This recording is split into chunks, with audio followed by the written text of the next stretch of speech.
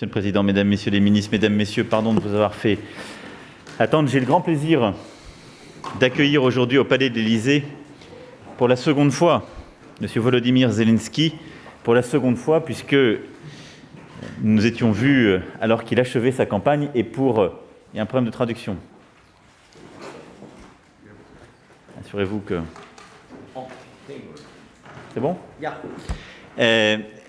Puisque c'est bien la première fois que vous venez en France en tant que président, et je saisis cette occasion pour vous féliciter de nouveau pour la victoire aux élections présidentielles d'avril, qui a témoigné de la confiance et des attentes de la population ukrainienne à votre égard. Et je veux aussi vous remercier, cher Volodymyr, d'avoir choisi la France pour effectuer votre première visite bilatérale à l'étranger. Notre pays est particulièrement sensible à ce geste d'amitié. Avec vous, Monsieur le Président, nous allons pouvoir, d'une part, continuer d'approfondir une longue amitié entre nos deux pays. Il est d'usage de la faire remonter au XIe siècle, au mariage d'Anne de Kiev et d'Henri Ier, roi des Français. Mais c'est une nouvelle ère que nous voulons ouvrir, celle aussi qui vous inspire pour votre pays, celle d'une modernisation forte, de transformation profonde, d'un changement du système politique et économique ukrainien, dans lequel je souhaite que la France puisse prendre toute sa part. Et j'ai rappelé le soutien de la France, y compris dans le cadre de sa présidence du G7, à l'effort de transformation de l'Ukraine qui forme le cœur de la politique du président Zelensky. Nous avons aussi évoqué, durant cet entretien, l'intérêt croissant des entreprises françaises pour des partenariats avec des entreprises ukrainiennes. Nous sommes revenus sur plusieurs projets structurants de coopération industrielle dans des domaines aussi variés que l'aéronautique, l'énergie, les infrastructures, avec la volonté de développer dans plusieurs régions, dont le Donbass, des projets d'investissement ensemble afin de créer de l'emploi et de développer la relation stratégique. Notre échange a bien entendu permis aussi d'aborder la question du conflit du Donbass, qui dure depuis 5 ans et qui déchire l'Europe. Le président Zelensky a fait du rétablissement de la paix une des priorités de son mandat, et je veux ici saluer sa détermination à faire taire les armes, à tendre la main aux populations ukrainiennes des zones séparatistes et à mettre en œuvre les accords de Minsk sur le règlement du conflit pour unir de nouveau son pays. Et je veux ici réaffirmer la volonté de la France, aux côtés de l'Allemagne, de vous accompagner dans cette tâche, Monsieur le Président, et de faciliter le dialogue avec la Russie. Le moment venu, un sommet des chefs d'État et de gouvernement sur le mode du format Normandie pourra se réunir à Paris pour prendre acte de progrès accomplis par les parties et appuyer les négociations, mais il suppose au préalable des avancées, des gestes sur lesquels nous allons travailler ensemble dans les prochaines semaines et qui justifieront plusieurs initiatives. Nous avons aussi acté d'une feuille de route commune sur le plan économique et des affaires étrangères pour justement maintenant consacrer une nouvelle ère dans la relation bilatérale qui vient appuyer à la fois votre travail de transformation domestique et cette volonté aussi de règlement de tous les conflits. Et cette feuille de route sera bâtie par nos ministres dans les prochaines semaines. Je n'oublie pas, bien entendu, en ces instants, les marins ukrainiens retenus en Russie, dont nous avons aussi parlé. Et je veux vous assurer, à travers non seulement cet échange, votre visite, mais je veux également assurer à travers vous les familles que nous faisons tout pour permettre leur libération rapide. Voilà, Monsieur le Président, Mesdames, Messieurs, ce que je voulais ici dire. Vous avez beaucoup d'ambition pour votre pays. Et vous avez eu, et vous avez, beaucoup de courage. Et je considère que dans ce contexte, le rôle de la France est d'être à vos côtés pour vous aider à réussir. C'est ce que nous ferons.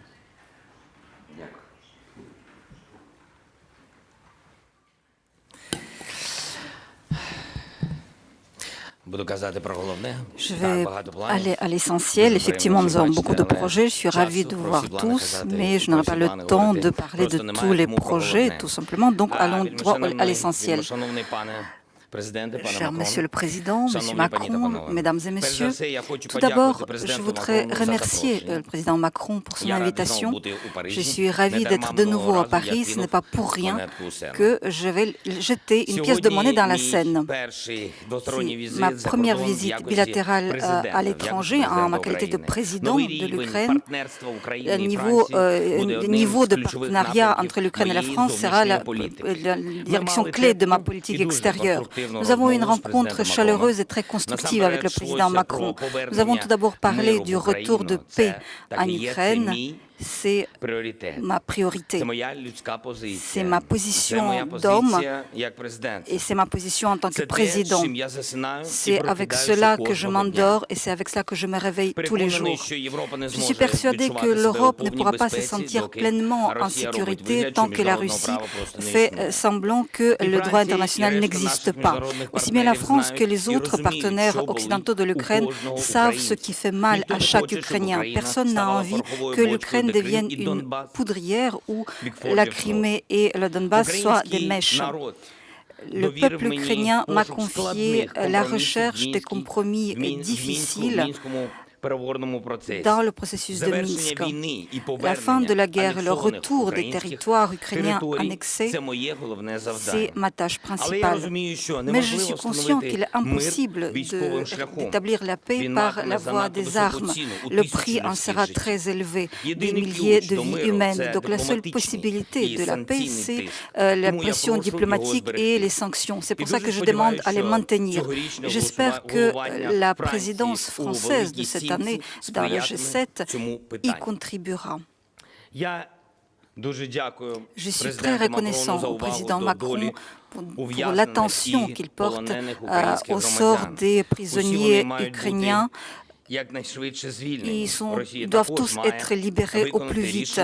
La Russie doit exécuter les décisions du tribunal international et faire rentrer chez eux les 24 marins ukrainiens. J'y crois beaucoup. Je remercie pour la position ferme et conséquente de la France dans la condamnation des agissements de la Russie dans la mer d'Azov et le détroit de Kerch. Nous continuerons à coopérer avec la France et d'autres partenaires membres de l'OTAN pour garantir la sécurité de navigation dans la mer Noire et la mer d'Azov et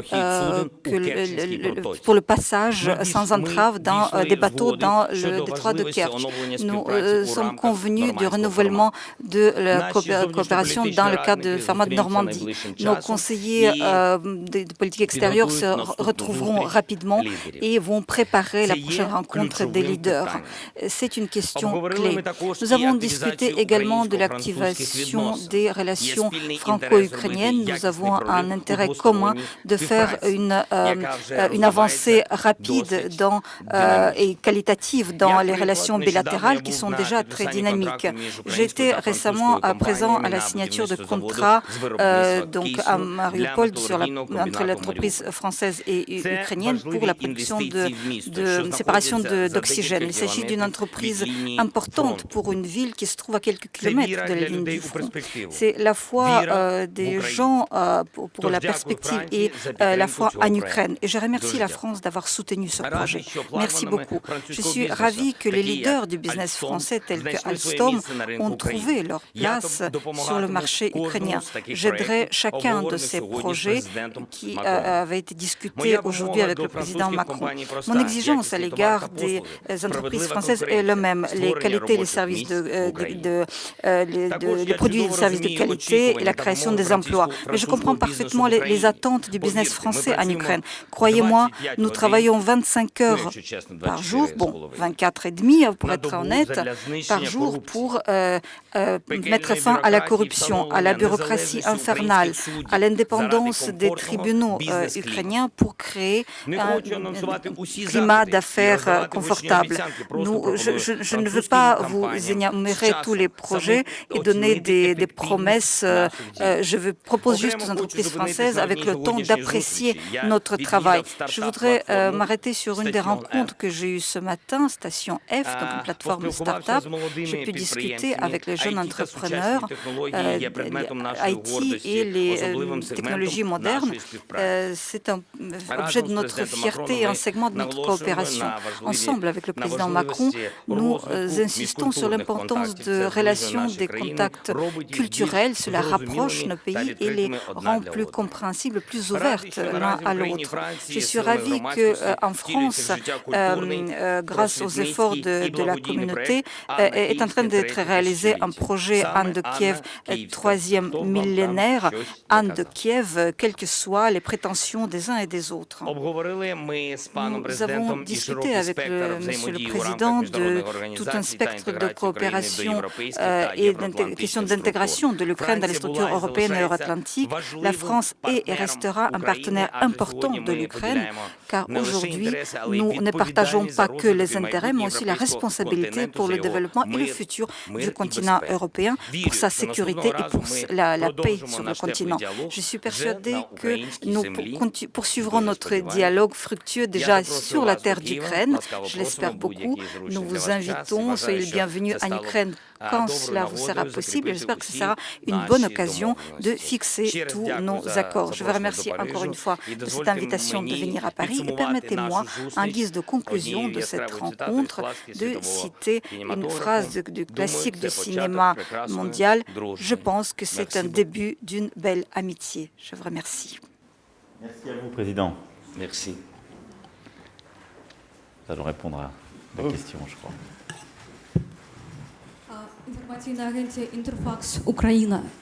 Agent Interfax Ukraine, Irina Sobol, tous les deux, vous avez déclaré de votre attachement au format de Normandie.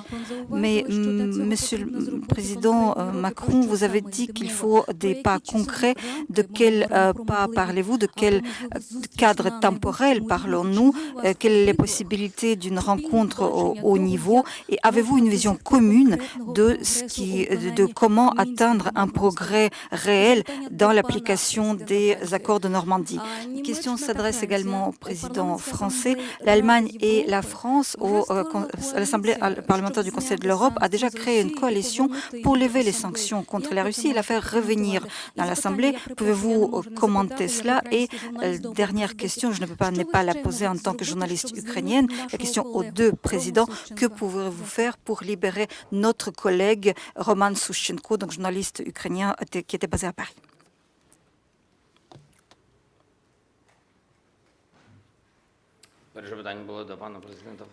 La première question était pour Monsieur le Président français, ou les deux. Je vous propose, comme c'est la presse ukrainienne, que vous commenciez. Je commencerai par la presse française. Just a second.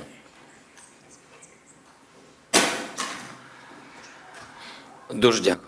Je vous remercie beaucoup. Je vous remercie pour ces questions. En ce qui concerne le retour de la Russie à l'Assemblée parlementaire du Conseil de l'Europe, nous avons discuté de cette question avec le président Macron. J'ai dit que pour nous, la Russie qui n'a n'a fait aucun pas, nous ne pouvons pas parler de lever des sanctions, il me semble, tant que l'Ukraine ne rétablisse pas son autorité sur l'ensemble de son territoire. Nous défendons notre souveraineté et les sanctions défendent aussi la souveraineté de l'Ukraine. Il me semble qu'il n'y a aucune raison, aucun fondement pour le retour de la Russie à l'Assemblée parlementaire du Conseil de l'Europe. Alors, sur les trois sujets que vous avez évoqués, sur le premier, et le retour d'un format Normandie, l'avancée du processus de Minsk, il faut être deux pour danser le tango, et en l'espèce, nous sommes quatre.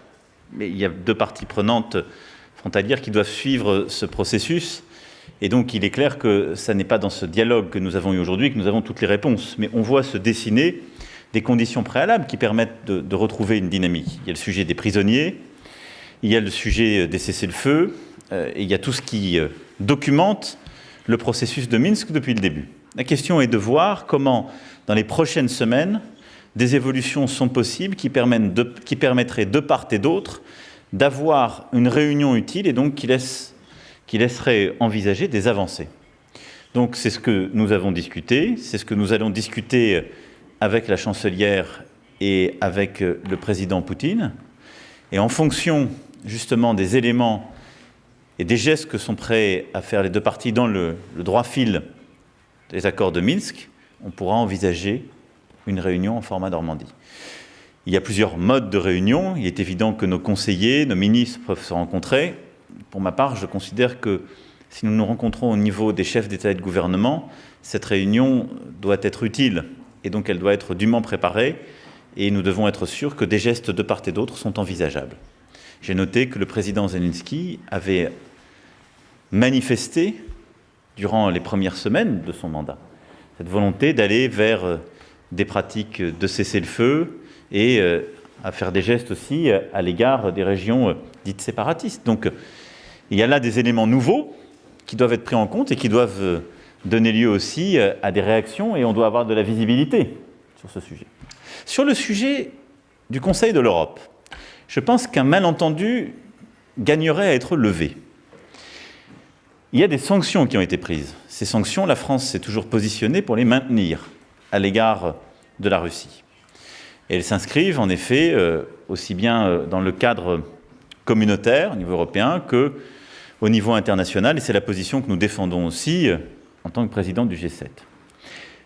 Mais l'adhésion pleine et entière au Conseil de l'Europe ne sera pas vécue comme une sanction par celles et ceux qui voudraient que la Russie, en quelque sorte, sorte du concert des nations, et serait vécue comme une sanction par les citoyens russes, les ONG, les activistes, qui voient dans le Conseil de l'Europe et les droits qui y sont inclus aussi des formes de protection. De quoi parle-t-on ?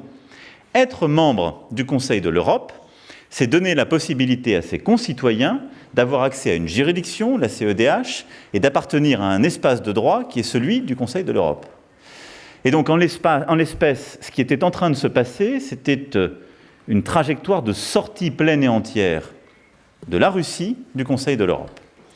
Un travail a été initié sous la présidence finlandaise que nous avons soutenu, qui consiste à appeler la Russie à remplir toutes les conditions, et donc de respect des décisions juridictionnelles et des principes, ce qui n'est pas le cas aujourd'hui, avait conduit aux premières sanctions, à payer sa quote-part, mais derrière à ne pas acter, d'ailleurs, une compétence de l'Assemblée permanente du Conseil de l'Europe qui n'était pas tout à fait juridiquement vérifiée, et à conduire gravitairement à sortir la Russie. Ce dans quoi la France, président du Conseil des ministres, s'inscrit, c'est une volonté, non pas du tout de lever des sanctions ou de normaliser quoi que ce soit, mais d'éviter qu'il y ait une sortie de la Russie du Conseil de l'Europe, ce qui, je pense, serait mauvais pour l'objectif que nous poursuivons, comme pour les citoyens russes et toutes celles et ceux qui voient dans le Conseil de l'Europe un moyen, par le biais conventionnel, de défendre leurs droits. Enfin, la France a toujours œuvré, vous le savez, pour que les journalistes, comme les artistes qui sont incarcérés, puissent être libérés. Et nous avons sur ce sujet pris des positions constantes, réitérées, et je le ferai comme à chaque fois lors de mon prochain échange avec le président Poutine. Можна мені сказати, так, дуже дякую. Так, мені здається, що Il me semble тут є зараз невеличка помилка. qu'il y a une petite erreur. Nous ne sommes pas prêts à parler au dialogue avec les séparatistes. En tout cas, c'est ce que j'ai compris dans la traduction. Nous sommes prêts à agir dans le cadre du format de Normandie. Nous sommes prêts à continuer nos rapports. Nous sommes prêts à cesser le feu. Nous avons déjà eu la première rencontre du groupe tripartite le 5 juin. De notre part, les propositions étaient les suivantes: les cessations de cesser le feu, libération des prisonniers. C'est tout d'abord les premières choses que les deux parties que nous devons faire le plus rapidement possible. Qui plus est, le retour de nos gars, de nos prisonniers politiques qui se trouvent aujourd'hui en Russie, à Moscou, ailleurs en Russie, le retour de nos marins, car il y a déjà une décision d'un tribunal international là-dessus. Je pense que le premier pas, c'est le retour de nos prisonniers, de nos marins. C'est en parallèle avec le Minsk, il ne faut pas le mêler dans un seul tas. Après cela, je pense que nous continuerons en parallèle le Minsk et nous reviendrons au format de Normandie, comme nous l'avons dit avec le président Macron, dans les temps les plus proches. Car je ne peux pas, et le peuple ukrainien, nous ne pouvons pas attendre encore 5 ans. Nous voulons mettre fin à la guerre. Et sur ce plan, comme vous savez, pour terminer la guerre, les deux parties doivent le vouloir. Aussi bien la Russie que l'Ukraine, nous devons tous vouloir mettre fin à la guerre. L'Ukraine ne peut pas être la seule à le vouloir. D'autant plus que la guerre ne se passe pas quelque part ailleurs, la guerre se passe en Ukraine. Pourquoi nous voulons être entendus, j'insiste là-dessus, que nous puissions revenir aux accords de Minsk, que nous puissions faire tout ce qui entre dans ce cadre, que la guerre cesse chez nous et que nos gars rentrent en vie chez eux. Je ne peux pas, comme chaque Ukrainien, entendre tous les jours qu'il y a des pertes humaines. C'est une question très importante. Pour que les choses soient claires, je ne sais pas quelle a été la traduction, mais ce que j'ai dit dans mon propos liminaire comme à l'instant, c'est je saluais vos gestes sur le cessez-le-feu unilatéral que vous avez pris dès les premières semaines et vos gestes à l'égard des populations ukrainiennes dans les zones dites séparatistes. Mais qu'il n'y ait pas de... Bien entendu, c'est ce que vous avez fait avec beaucoup de courage. On va prendre une deuxième question. Merci. Marc Semo, Le Monde. Alors, une double question. Alors, d'abord à vous, Monsieur le Président Macron. À propos de l'Iran. L'Iran a repris l'enrichissement. Bientôt, ses stocks, il a annoncé aujourd'hui, dans 10 jours, vont dépasser la limite autorisée par l'accord de juillet 2015. Est-ce que l'accord est encore sauvable? Qu'est-ce qu'on peut faire pour le sauver? Et par ailleurs, partagez-vous la position des Britanniques et des Américains qui accusent Téhéran de l'attaque des cargos il y a 2 jours dans le détroit d'Ormuz. Ensuite, une question à Monsieur le Président ukrainien, Monsieur Zelensky. Alors, vous avez parlé du retour des prisonniers comme un des premiers gestes fondamentaux, mais au-delà de cela, que pensez-vous que doit faire la Russie comme geste concret, vérifiable, tangible, pour faire avancer les accords de Minsk?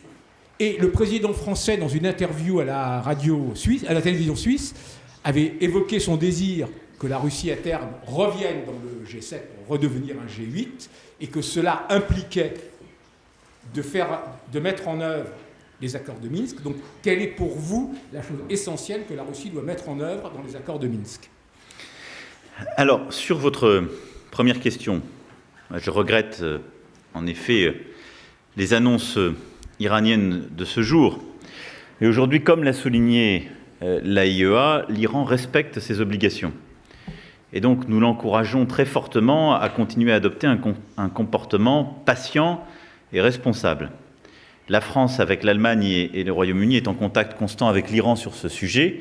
Et nous savons que nous avons une période utile, si je puis dire, entre maintenant et le 8 juillet. Et donc, c'est dans ce temps où il nous faut œuvrer pour, en effet, préserver ce cadre. Est-ce que ce cadre est un tout suffisant? Depuis 2 ans, vous m'entendez dire quelque chose de différent. Il faut le compléter. Et c'est ce qui peut d'ailleurs, c'est ce qui doit rassurer nos partenaires. Le compléter avec plus d'exigences sur le nucléaire post-2025, avec des engagements nouveaux sur le balistique et les activités régionales.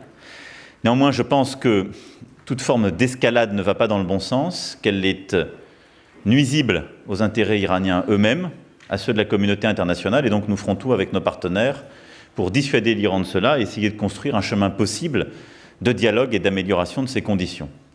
Le ministre des Affaires étrangères ici présent s'est exprimé sur les opérations menées dans le détroit d'Ormuz avec aussi la volonté et le rappel constant que nous échangeons les informations et travaillons en partenariat avec nos alliés. Et donc, une fois les informations rassemblées et tous les doutes levés, que les attributions pourront se faire de manière certaine. Et je pense que dans la période dans laquelle nous entrons, le sang-froid peut être utile et la volonté de dialogue avec des objectifs stratégiques l'est tout autant. Et je pense qu'à vouloir défendre la sécurité collective en s'attaquant à des risques potentiels, on peut en cascade risquer de mener à de la surenchère. Le rôle de la France n'est pas d'alimenter quelque surenchère que ce soit. C'est depuis le début d'essayer de bâtir une réponse efficace, sûre, utile, pour évidemment réduire tout risque nucléaire et limiter toute tension dans la région où nous avons beaucoup d'amis. Et c'est ainsi que nous continuerons d'agir. C'est ainsi que j'entends avoir de nouveaux échanges en marge du G20 et dans les semaines qui suivront, afin aussi de préparer une rencontre utile, je l'ai dit, d'une part avant le 8 juillet, et d'autre part aussi des positions que nous aurons à prendre dans le cadre du G7 de Biarritz collectivement sur ce sujet-là. Pardon, je n'ai pas répondu à un point de votre question? Si. Monsieur le Président. Да, дуже дякую. Je vous remercie beaucoup. Vous savez que pour lancer un dialogue, il faut commencer par des pas concrets, des mesures concrètes. Et à mon sens, les mesures concrètes, comme je l'ai déjà dit, c'est la libération de nos prisonniers, le retour des marins ukrainiens, la cessation de feu, l'éloignement des armements lourds, la création d'une mission humanitaire, le pont d'un Stanisław. Je pense que ces pas ne sont pas très compliqués, qui sont très urgents, et nous pouvons les réaliser dans les temps les plus proches. Et là, nous pourrons revenir au format de Normandie et au règlement de ce conflit qui est très sérieux. Je vous remercie. Merci beaucoup. Merci, mesdames, messieurs. Merci, Président. Merci.